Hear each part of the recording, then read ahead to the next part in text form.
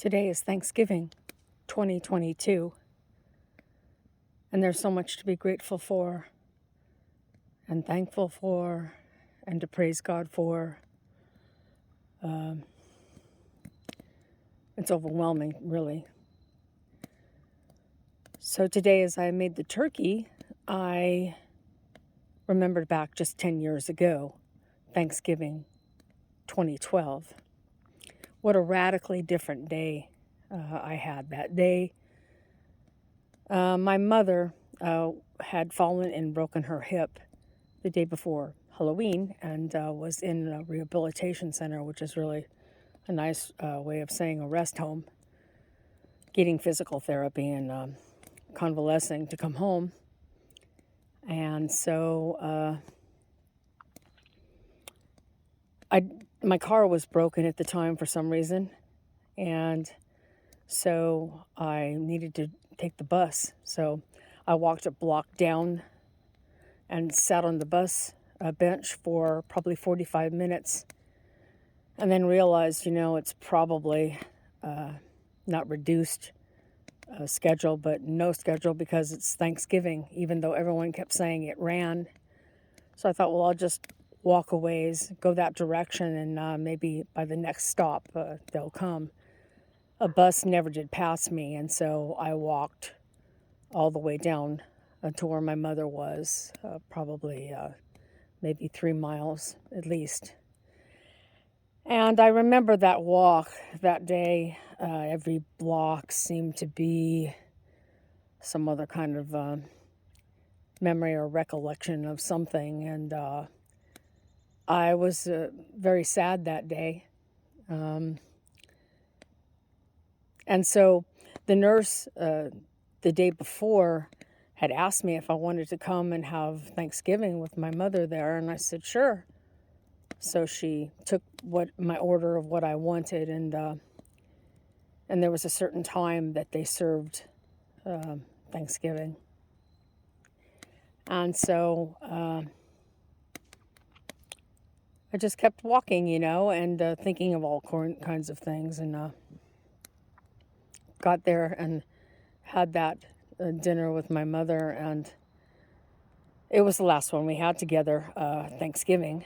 And so she eventually recovered. I got her home, and she was home for about a month. And then in the third week of January, she got ill one day, and it turned out that her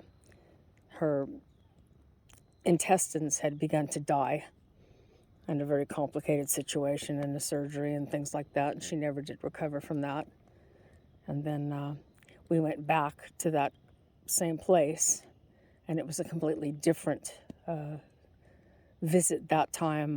They weren't as friendly with her and I had to get other people involved in getting them to give her pain meds, and then I had to petition to have her brought home by ambulance and things like that. And so thinking about that today, what a somber day that was, and what a beautiful day it's been for me here today.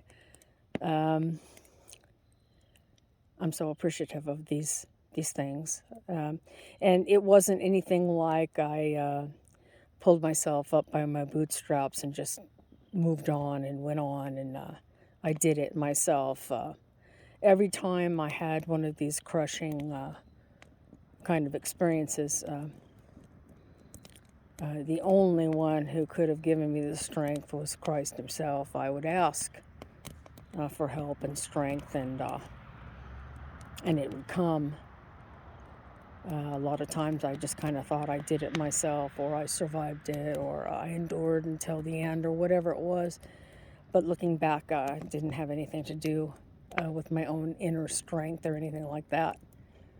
And so I'm in this beautiful place today, and it's just been a marvelous day, such an enjoyable day. And I'm light years from where I was 10 years ago today. And so those dark places in our lives happen. I was a lost person then. I had a very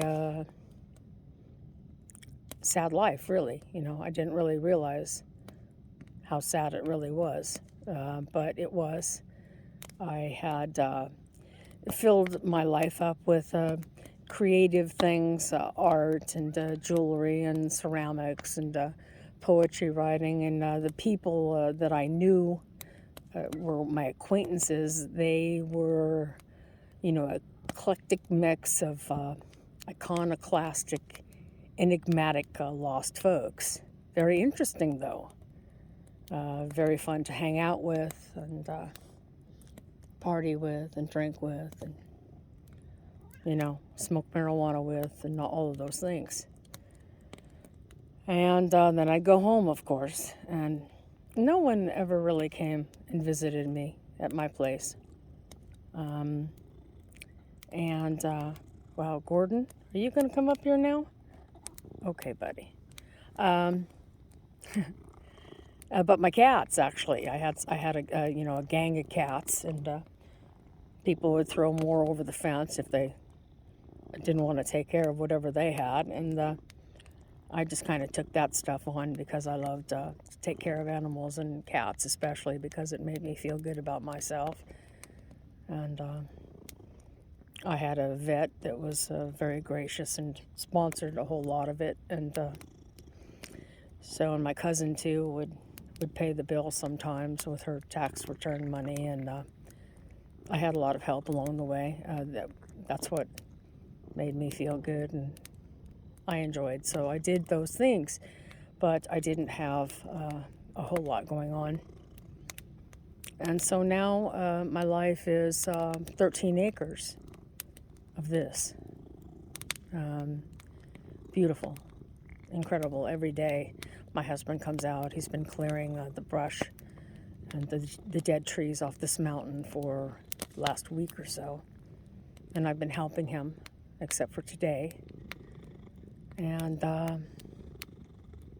so the walk I take today is a different walk.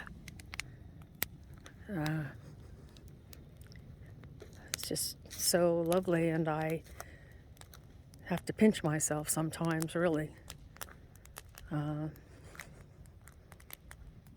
I think this place is exquisite. This is the place where my husband grew up. His parents owned this place and bought it back in the 40s. And his mother's house is up on the hill. We have to make some repairs to it before we can move up the hill into his mother's house. So some of the sunsets have been really startling here. Also, too, the moon and the stars at night are just incredible. And so what I like is that all of my husband's siblings know this place, too. Up and down in the hills and the trees, and they talk about it quite a bit. And we share pictures with them. And I like that everyone has history here. Even some of the nieces and the nephews remember coming here to this property when they were little kids and running around and playing. And there's a barn up behind my husband's mother's old place. And so this wasn't even a trail. When we got here, my husband made it a trail. So I could get his tractor in and out of here. And we're going to come down in here and clear a lot of these brambles and bushes and things like that. There was a whole lot of trash back in here. And this had been rented to some very unsavory people for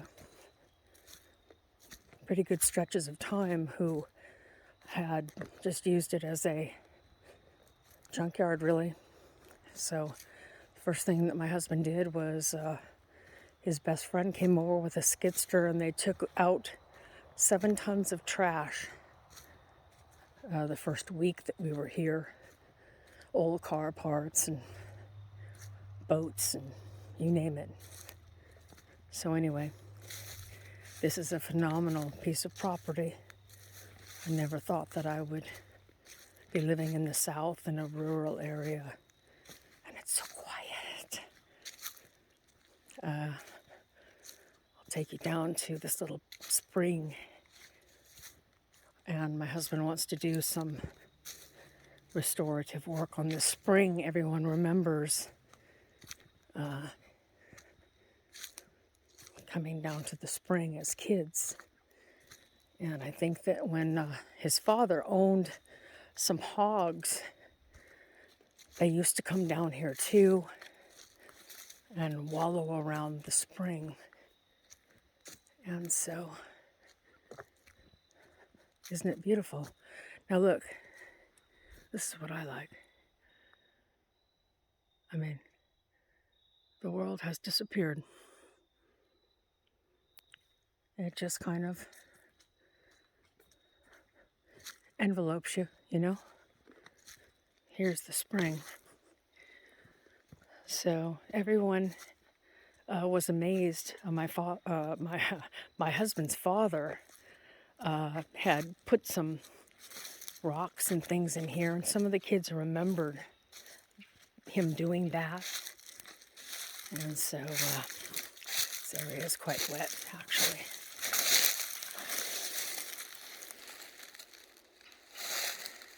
So my husband's going to fix this because the water is not running out the way it used to. And everyone remembers these big trees. It's absolutely just beautiful.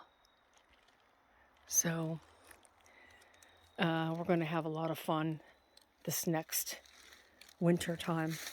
We're going to do a lot of restoration on the creeks that are on either side of our place. And so every year we do more. You know, this is only our second year. We have completely restored the outside exterior and most of the inside where we live now. And so I just think it's so lovely. There's a creek over there too.